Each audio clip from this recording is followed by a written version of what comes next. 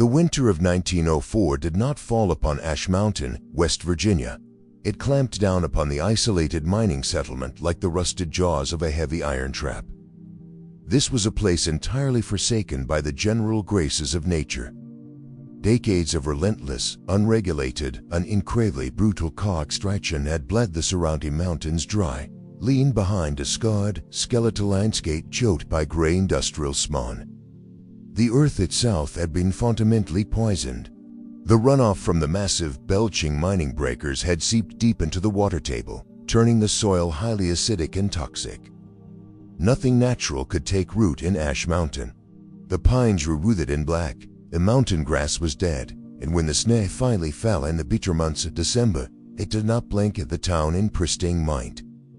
It fell as a sickly, soot-stained gray sludge, mixing the ubiquitous coal dust to coat the streets in freezing black mud.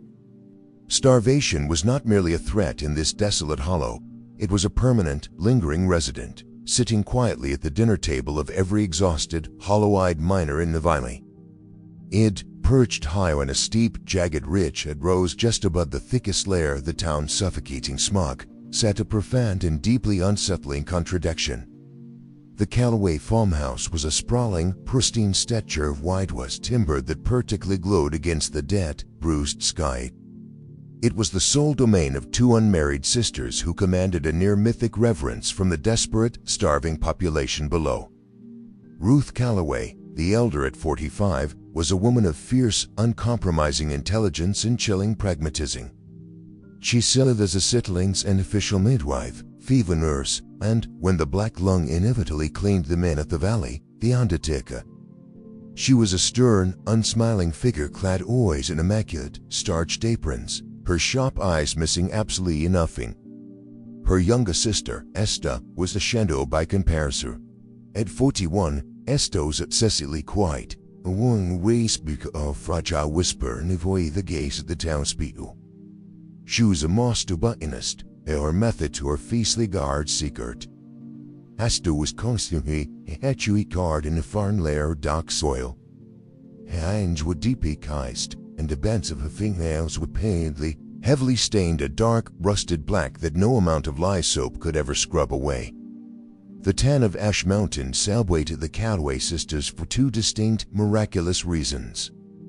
First, they operated the Ash Mountain Orphanage, taking the countless births of children left behind when the mines cracked or the winter fevers swept through the orange-slatted shacks. Second, and infinitely more vital to survive of a tomb, the sisters possessed the impossible ability to make the poisoned earth yield a harvest. Despite the toxic, acidic soil that killed Ian Hardy's mountain weeds, the Callaways produced a staggering, year-round bounty of massive, vibrant heirloom vegetables. When the maize families were buying shoe leather eating pine bark to survive the freezing January nights, wreathed with a cinder ridge with heavy wooden wagons earth-filled unutterably hard, blood-red tomatoes, masoned, heavy-root vegetables, and thick, vibrant green vines. They claimed they perfected an indoor glasshouse technique, miraculous botanical secret that cut the entire salmon from starving to death in the dark. On to pause our journey as freezing, soot-stained wandering for just a brief moment. Here and gathering round fire to hear these dark and rosy green streams had been slightly thrilled in citizens skying to the child. We'd spoil forgotten, terrifying shadows of the past together, and your company means the world to me. Now, pull your coat tight against the biting winter wind. It's time to meet the man who's about to unearth the Callaway's miracle. Antiquely constructed, sanely beside the Callaway farmhouse was first chanted in Succan December by the web of Spectre Silas Bones.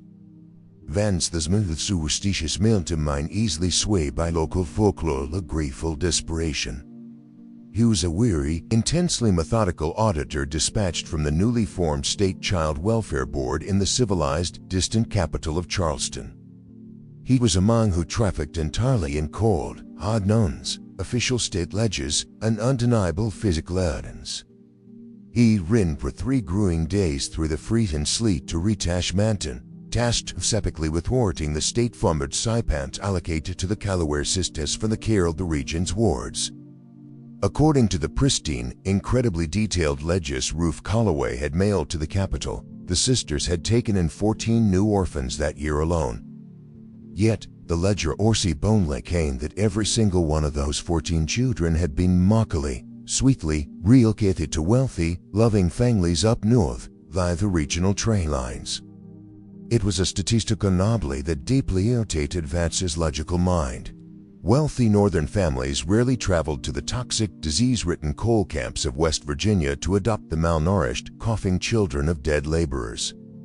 When Vance finally tied his exhausted horse to the front post of the pristine farmhouse and stepped over the threshold, a profound, immediate wave of fatal unease washed over him.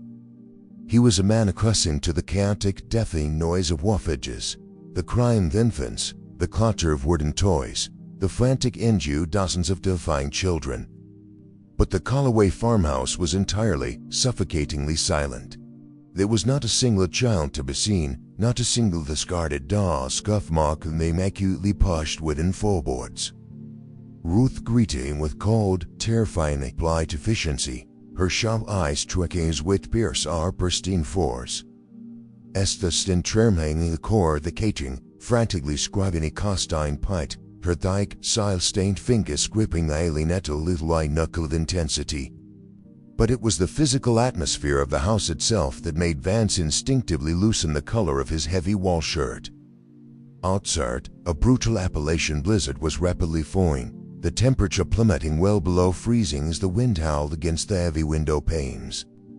Yet, the interior of the farmhouse was not just warm, it was sweltering. The air was thick, heavy, and practically tropical. A suffocating, damp humidity clung to the walls, causing thick beads of condensation to run rapidly down the glass windows. It smelled overwhelmingly of wet, rich earth, boiling organic matter, an underlying, sickly sweet metallic tang Vance could not quite identify. Trucked on the ridge by the escalating blizzard that completely washed out the wagon trail, Vance was forced to accept routes incredibly stiff, reluctant after to spend the night in small, sparse-cast wind in the grass swamp. After a deeply uncomfortable, silent dinner of massive, heavily spiced root vegetables that tasted faintly of bitter iron, Vance retired to his room. He lay completely still on the narrow, rigid mattress, the suffocating, tropical heat of the house.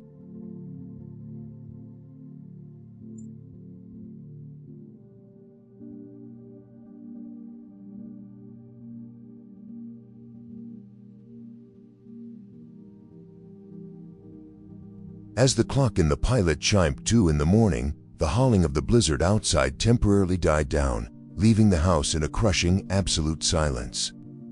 It was then that Inspector Vance Hurland. He slowly sat up in the dark, the sweat pooling in his forehead, and pressed his ear toward the heavy wooden floorboards. It was a faint, muffled sound, but its rhythms distinct, the lurid, and entirely unnatural. Thud, thud, thud. It was the heavy, rhythmic, and incredibly violent sound of wet soil being aggressively tamped down. The heavy impacts vibrated directly up through the thick oak floorboards and into the soils of Vance's bare feet. Someone was engaged in massive, back-breaking excavation, and the agonizing, terrifying reality was that the sound was not coming from the freezing, blizzard-choked yard outside. It was echoing directly from the dark, sweltering earth entirely beneath the farmhouse floor. The muffled, rhythmic thudding continued for hours, an agonizing metronome that kept Inspector Silence balanced paralyzed on the edge of his rigid mattress until the bruised, gray light of dawn finally began to bleed through the frosted window pane. He had not slept a single minute. When he finally emerged from the stifling, sweltering guest room, the true severity of this geographical isolation became terrifyingly apparent. The Appalachian blizzard had violently escalated overnight, burying the jagged ridge in 3 feet of dense, soot-stained snow and completely severing the treacherous wagon trail that led back down to the safety of the mining settlement. He was entirely snowbound, trapped in suffocatingly hot, silent house with 2 women whose charitable facade was rapidly deteriorating and drudged to mine. Breakfast with a tense, sown affair. Ruth Colloway sat perfectly upright at the head of the heavy oak table, her starched white apron practically glowing in the dim morning light. She slid a thick, meticulously organized leather folio across the polished wood-to-wood vans. Inside were relocation records. They were horrifyingly false. 5 or single the 14 orphan children the state of pain to are. Ruth had purchased a corresponding, pitifully Ford Bortolona rary ticket stub, complete with the authorized inkstavs the retoker knocked. She spoke in fast, uncompromising tone, detailing how the children would bathed, fed, and promptly sent to wealthy, philanthropic families in Philadelphia and Boston who desired the robust constitution of mountain youth. It was a painstakingly constructed, impenetrable bureaucratic lie. Esther, meanwhile, had not said a tale. She remained all hands and knees in the corner of the kitchen, her dark, swill-stained fingers aggressively scrubbing the pristine floorboards with a heavy bristle brush and harsh Lysol. She scrubbed with a manic, frantic ante, humming a low, tuneless melody that completely ignored the presence of the state inspector, her eyes wide and entirely vacant. Suffocating beneath the oppressive, tropical humidity of the farmhouse and deeply unsettled by the floor's ledges, Vance abruptly pushed his chair back for the tail. Citing a mandatory requirement to vitally inspect the structural integrity of the property's outbuildings and the perimeter fencing, he poured this heavy wool raker tightly around his shoulders and staggered the bike door into the widening, helling whiteout. The contrast was physically violent. The temperature outside was hovering near zero, the bitter wind whipping sharp, icy sleet directly into his face. Vance trudged through the knee-deep gray sludge, forcing his way around the messy, whitewashed stone foundation of the farmhouse. As he navigated a noise to back of the house in steep jagged drop off of the ridge, your high-trained eyes caught a bizarre, entirely unnatural environmental eye. Despite the raging blizzard and the freezing temperatures, there was a specific 10-foot perimeter of earth directly abutting the rear foundation where the snow simply could not stick. The ground was visibly radiating intense heat, melting the falling snow into a thick, foul-smelling, and heavily steaming patch of black mud. Vance crouched down in the freezing wind, pulling his heavy leather gloves tight, instead at the steaming earth. Protruding slightly from the thick, dark loam was a piece of rusted, heavy-gauge metal and cracked leather. He reached down and frantically yanked the jet free from the frozen mud. The breath instantly froze in his lungs. He was holding a happily customized, reinforced iron pediatric leg brace. The thick leather straps were heavily frayed and stained with dark soil, and the iron joints were locked tightly with rust. Vance's mind frantically raced back to a thick, meta-case file sitting at his desk in the cacophon. He remembered a specific tragic entry from just 3 weeks prior. A 9-year-old boy named Thomas, the severely malnourished son of a collapsed long miner. Thomas had suffered from late-stage rickets and severe polio. His legs were heavily deformed, rendering him completely incapable of walking, agonizing pain in the structural support of his heavy iron braces. Yet, according to Reith Cralloway's immaculate, flawlessly forged ledgers sitting on the kitchen table inside, little Thomas had miraculously walked the 2 miles down the steep mountain trail to the train station entirely on his own. The physical impossibility of the lie hit Vance with the force of a foreign timber. Thomas had not walked to a train station. Thomas had not left this rich. The heavy iron brace, escorting half-buried in the steam moth down the house, was the undeniable proof that the Trojan entrusted to the kindly sisters were not being relocated to wealthy northern scientists. They were vanishing. A cold, primal terror, entirely distinct from the biting winter wind, seized the inspector's chest. He dropped the heavy iron brace back into the mud, his hands shaking violently, and forced himself to walk calmly back to the back door. He knew they confronted Ruth Calloway now, completely unarmed and entirely cut off from the local sheriff by the rating blizzard. He need to make it off the mighting light. He had to play the bureaucratic fool. He had to wait for a storm to break. The rest of the day was an exercise in agonizing, suffocating psychological endurance. Vance sat in the parlor, methodically reviewing the forged ledgers, nodding politely while his stomach turned to absolute ice. Tina was stumped as the bruised twilight completely surrendered to pitch-black, hourly night. Ruth placed a massive, steaming porcelain bowl of thick, deep red root vegetable stew on the table. The smell was overwhelmingly rich, carrying that same sickeningly sweet, metallic copper tang he had noticed upon his arrival. Remembering the foul, steamy mud outside the impossible sights of the harvest in Poison Town, Vance's throat tightened violently. He feigned severe winter migraine, apologizing profusely, and politely refused the meal, wrapping 3 dry biscuits in his handkerchief when the sisters turned their backs. Ruth's pale, calculating eyes narrowed slightly, tracking his every movement with the cold, unblinking assessment of a hunting halt, while Esther continued to hum her tuneless, unnerving song from the shadows of the kitchen. Vance retreated to his sweltering guest room and waited. He sat rigidly in the dark chair, his pelted watch ticking loudly in the oppressive signs, listening to the violent wind battering the heavy glass window panes. He waited until the tall grandfather clock in the parlor chimed 2 in the morning. He waited until the house was absolutely, completely silent, devoid even of the muffled, rhythmic thudding he had heard the night before. Moving with agonizing slowness, Vance slipped out of his room, carrying smooth brass lantern the way towed down to a minuscule, shambling amber slayer. He did not go to the front door. It was hotly dead-bolted and blocked by 3 feet of snow. Driven by the muffle of Esther's matic of Sussex rubbing, he hurried suddenly down the hallway and into the pit-dark, suffocating hot kitchen. The tropical humidity here was at its absolute peak, the air so thick it felt like breathing through a wet woolen blanket. Vance knelt on the polished floorboards, his lantern casting long, distorted shadows across the room. In the exact corridor where Esther had spent the entire morning frantically scrubbing, there was a massive, incredibly thick braided wall rug.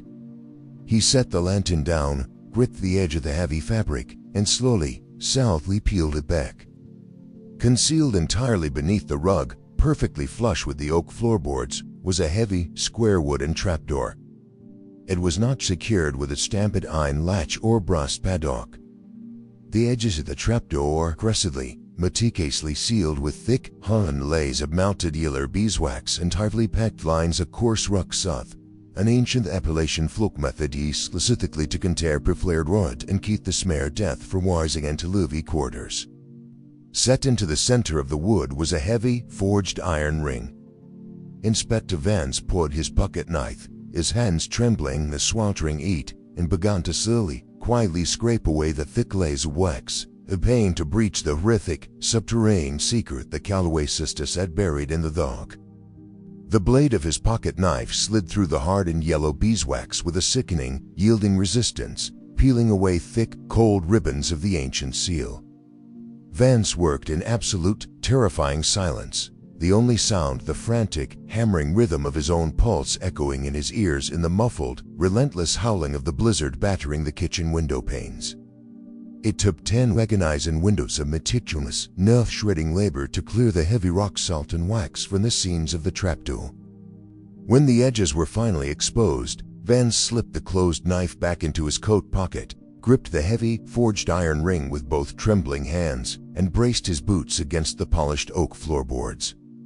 He pulled upward with a slow, agonizingly measured exertion, terrified the rusted iron hinges would shriek and wake the sisters sleeping just 1 floor above him.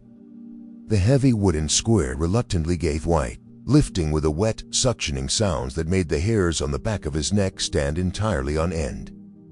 Instantly, Vance was violently assaulted by an invisible, physical wall atmosphere.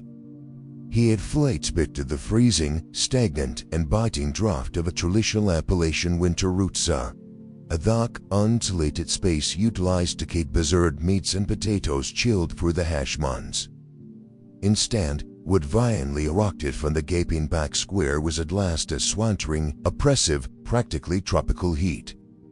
It rolled over his face in a thick, suffocating wave, instantly causing sweat to pour down his car, fogging the cold glass of his brass lantern. And with the smell that truly paralyzed his rational mind, violently trained his stomach. The air racing for the subterranean troglodyte rollily thickly active weight, happily tread wreath, a caustic, clinical pain of raw quickly, an incredibly dense, sickly sweet, coppery odor that he instantly, instinctively recognized. It was the heavy, unmistakable smell of profound biological decay, masked aggressively by the blooming, hued fragrance of aggressively thriving vegetation. It smelled exactly like a swatter as they had been abandoned amid the dense, rotting jungle. So that away Hugh little nausea, Rance picked up his flu-ras Langdon, trying small dial to slightly raise the flickering night wick, low into the void. The weak light illuminated the top rungs of a crude, heavy timber ladder plunging straight down into the sweltering dark. He swung his legs over the edge of the trapdoor and began the slow, terrifying descent, his heavy leather boots slipping slightly on the damp, condensation slip-toward runs. The temperature continued to rise exponentially with every foot he dropped beneath the foundation of the farmhouse. The air grew so thick and heavy with moisture that it was a fatal struggle to draw breath into his lungs. He climbed down 15, perhaps 20 feet, far deeper than any standard residential cellar required, until his boots finally struck a soft, yielding, and deeply unsettling surface. He was not settling on packed clay, poured concrete, or frozen mountain shale. He was standing on an incredibly thick, spongy layer of dark, heavily tilled topsoil. Vance slowly raised the brass lantern high above his head, the amber light desperately pushing beneath the suffocating shutters, and the sheer, staggering scale of the Calloway sisters' hidden miracle violently materialized before him. He had not stepped into a cellar. He had stepped into a colossal, heavily excavated subterranean greenhouse. The space was a breathtaking, horrifying feat macabre acid engineering. The cavern's ring staggered the entire length and width of the sprawling farmhouse above, the low ceiling reinforced by thick, heavy timber beams deeply buried into the immense weight beyond.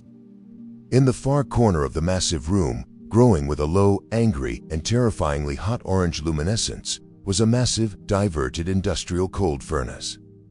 The sisters had somehow tapped directly into the deep, subterranean coal seams of Ash Mountain, creating a localized, roaring firebox that continuously pumped sweltering, tropical heat throughout the excavated space through a crude but highly effective network of rusted iron ventilation pipes. This was how they defeated the freezing, deadly Appalachian winters. This was how they created an artificial summer deep beneath the frost line. The heat was only the catalyst of the true air that filled the room. The entire subterranean expanse was dawning as sprawling, meticulously organized, terraced wooden pontoon beds.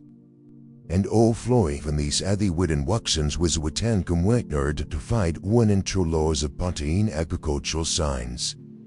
In a town where the highly acidic, toxic soil killed even the hardiest mountain weeds, the Calloway sisters were cultivating a jungle. The brass lantern light washed over massive, thick, vibrant green vines that crawled aggressively up the wooden support beams like thick, muscular serpents.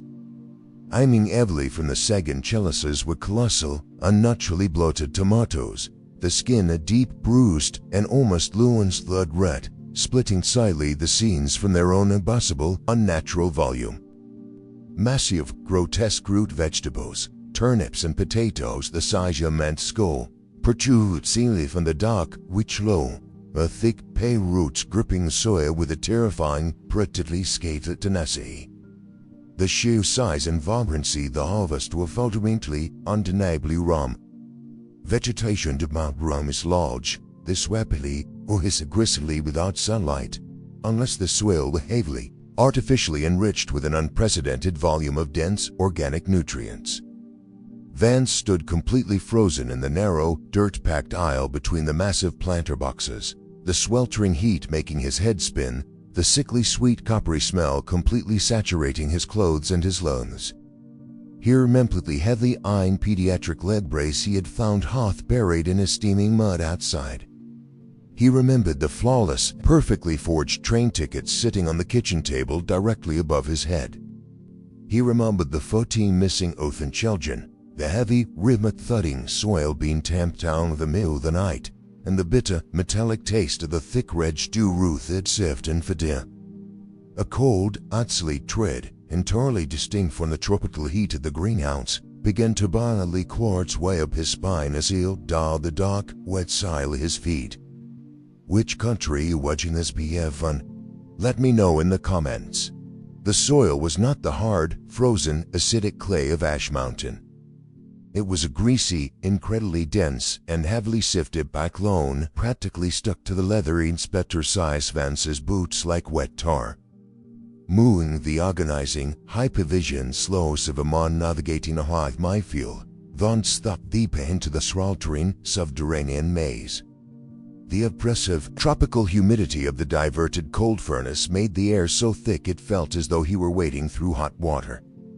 Massive, broad-leaf vines brushed aggressively against his heavy wool cut, leaving slick, wet smears of condensation on the fabric. The sheer volume of the vegetation was deeply claustrophobic, entirely absorbing the weak, flickering amberlight of this burst mountain and Kerstin lawn, Cotes, and via the trampling shadows against the heavy timber-retaining walls of the asteroided cavern. Every logical instinct screaming at Vance's brain demanded that he turn around, climb back up the heavy wooden ladder, and barricade himself in the guest room until the blizzard broke. But the meticulous, deeply ingrained training of a state investigator, coupled with a horrifying, morbid certainty, forced him to press forward into the sweltering dark. He slowly walked down the narrow, dirt-packed aisle separating two massive, terraced planter packs. These heavy wooden boxes were nearly 4 feet deep, built from thick railroad ties and bowing outward under the immense, saturated weight of the dark earth they contained. Hanging directly over his head, suspended from a sagging network of rusted iron wire, were the colossal heirloom tomatoes the sisters were famous for. Up close, in the dim mountain light, they were deeply unnerving. They were bloated to the point of structural failure, their taut, blood-red skin practically translucent, weeping thin, watery, and slightly rusted fluid where the stems strained under the impossible weight of the fruit.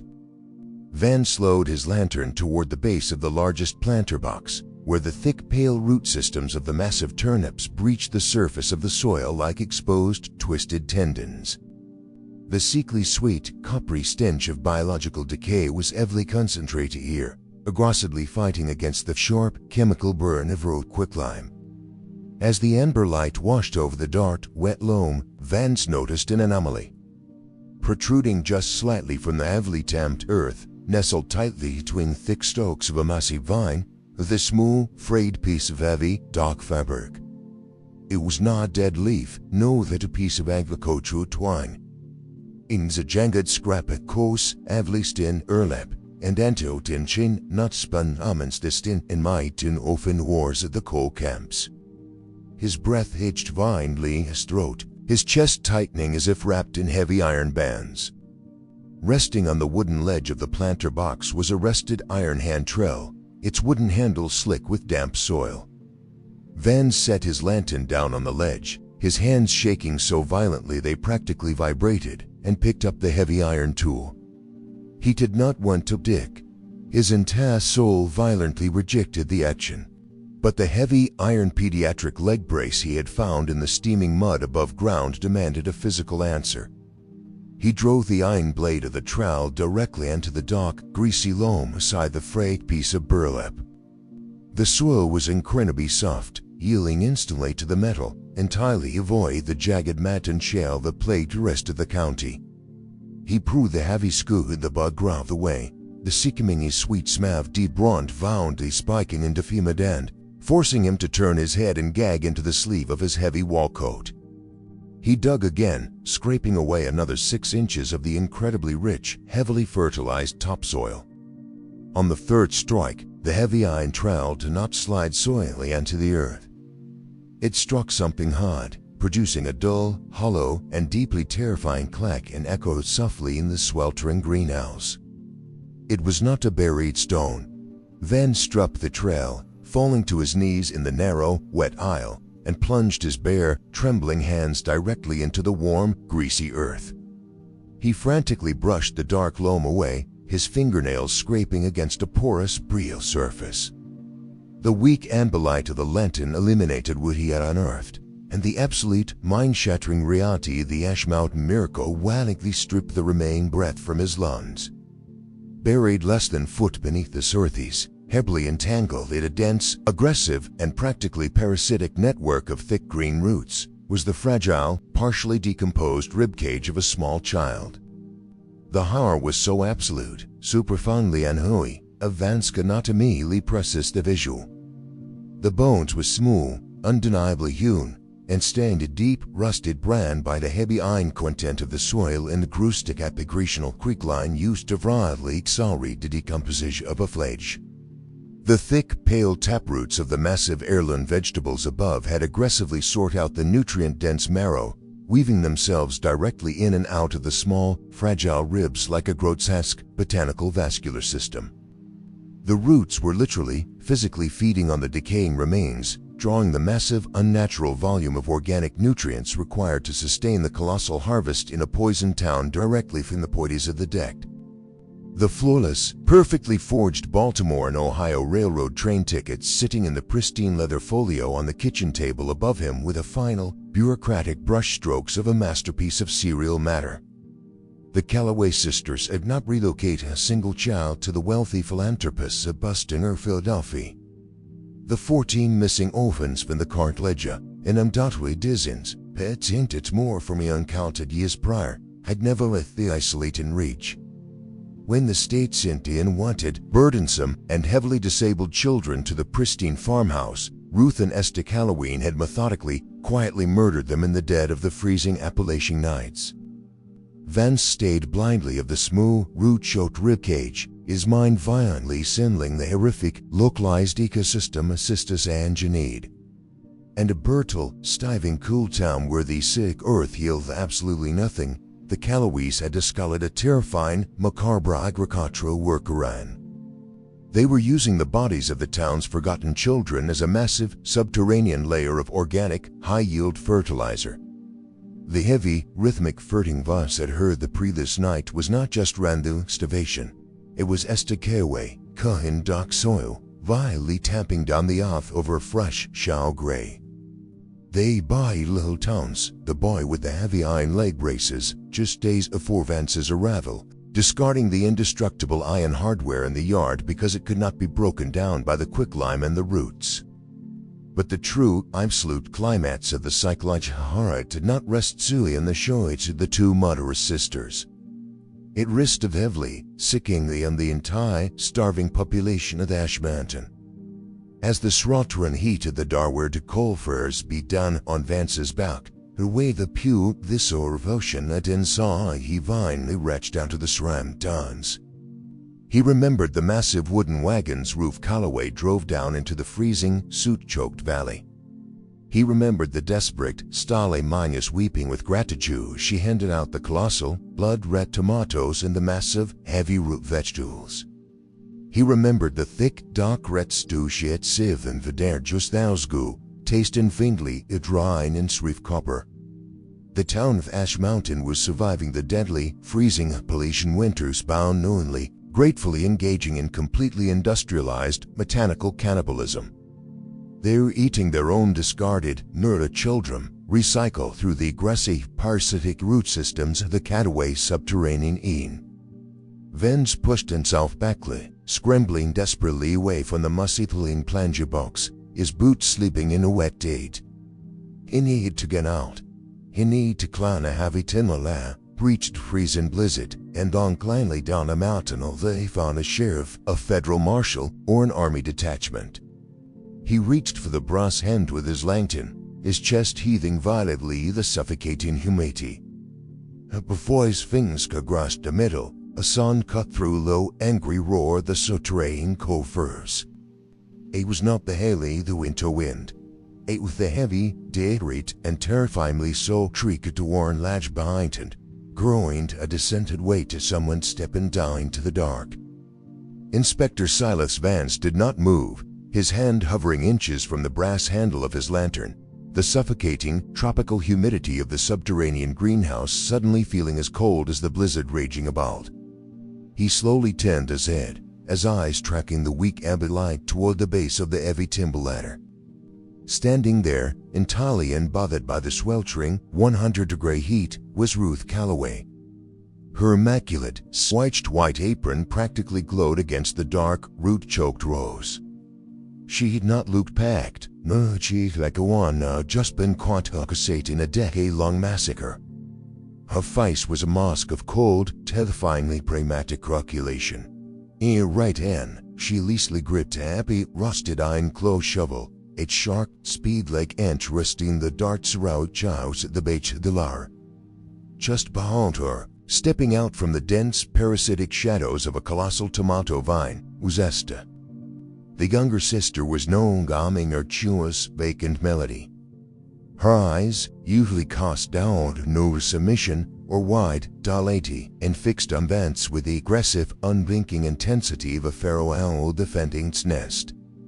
Esther's dark, subtle-singed fingers were wrapped tightly around the thick hickory end of a heavy iron-forged agricultural sickle. "The mountain provides for those who know how to ask, Mr. Vance," Ruth said, her voice entirely devoid of inflection, cutting through the low, angry roar of the diverted coal furnace. "We could not let the town starve. The earth here is dead. It requires a heavy, heavy toll to heal the highest. The state sends us the broken ones, the ones who can't work the mines, the ones who can sue without producing. We simply found a way to make them useful." Before Vance could even attempt to draw a breath to respond, Esther launched. She did not scream. She moved with terrifying, sand vines, swinging the heavy iron sickle directly Vance's throat. The weary state oiter vainly threw himself backward, his heavy leather boots laying desperately on the greasy, bike lawn.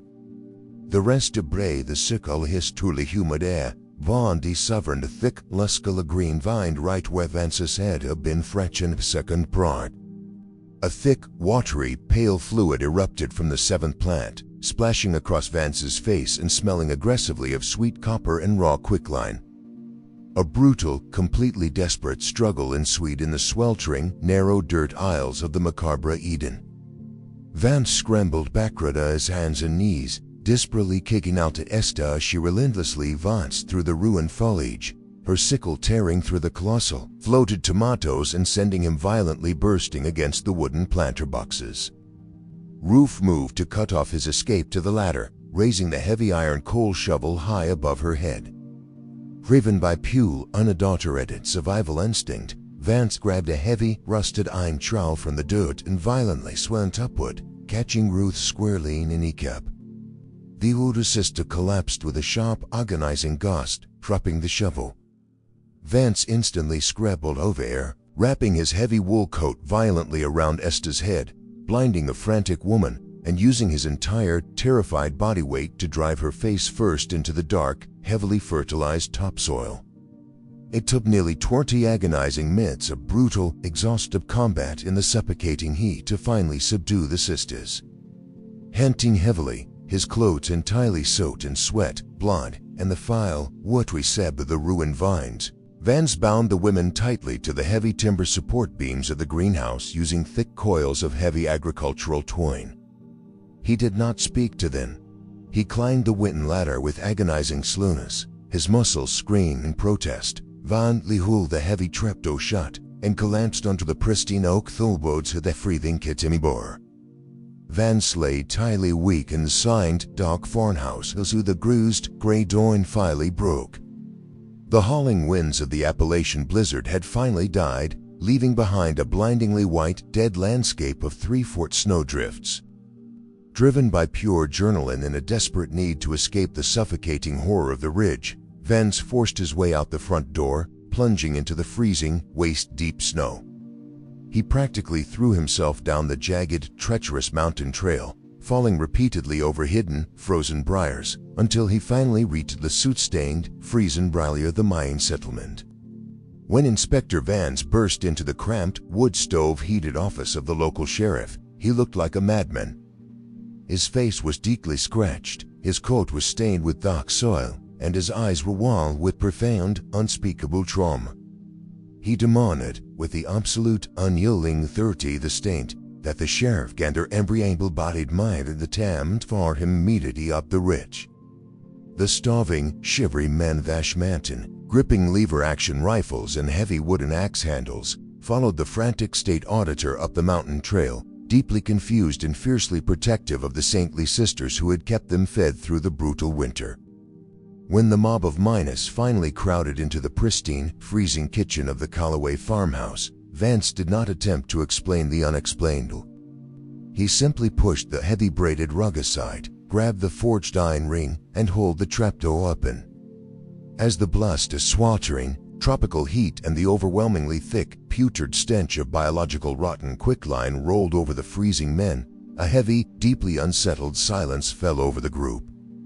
The sheriff lit her heavy kerosene lantern and led the miners down the wooden ladder into the dark.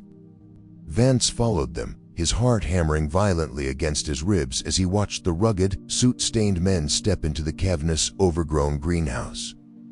The miners stared in absolute, paralyzing shock at the miner sisters, and then at the colossal, vibrant harvest overflowing from the wooden planter beds.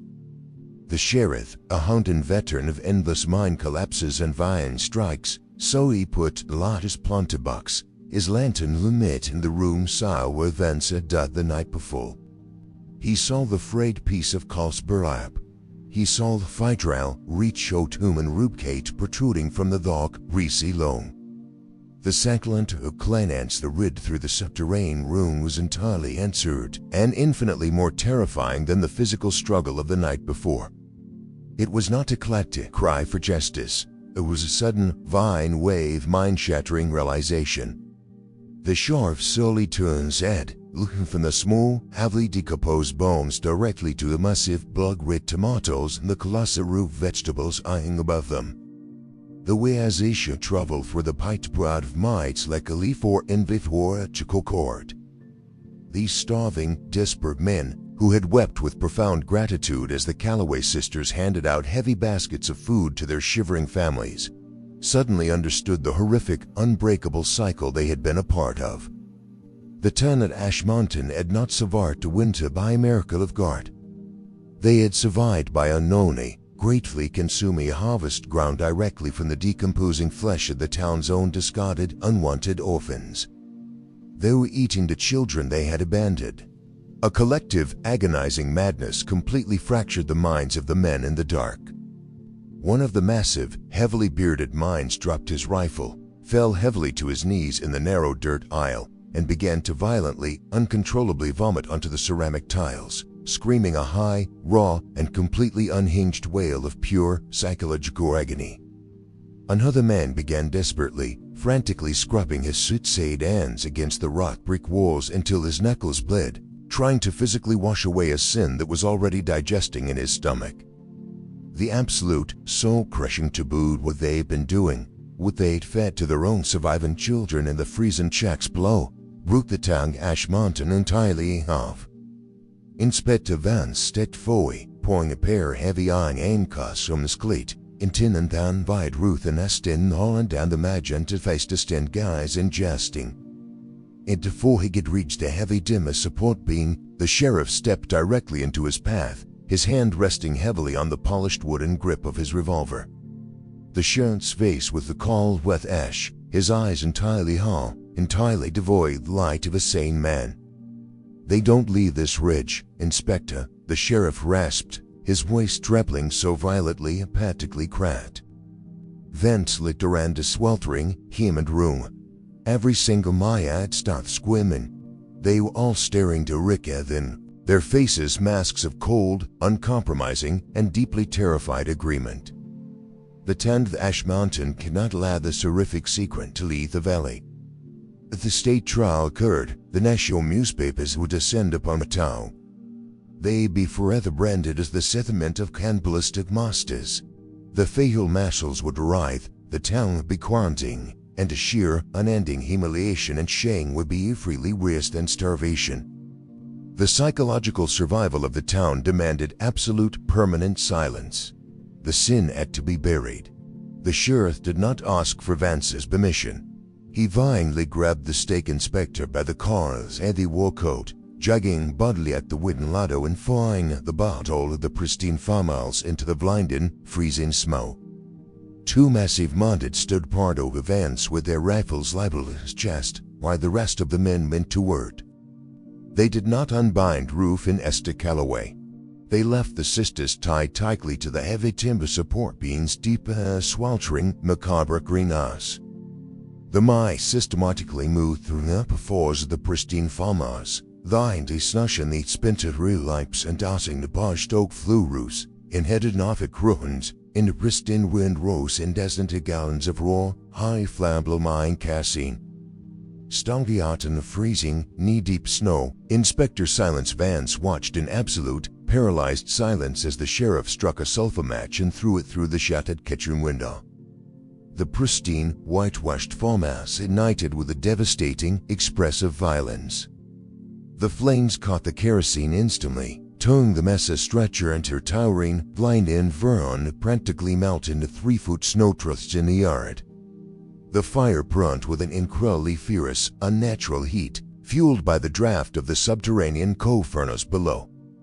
Within 20 minutes, the structural integrity of the heavy timber roof catastrophically fails.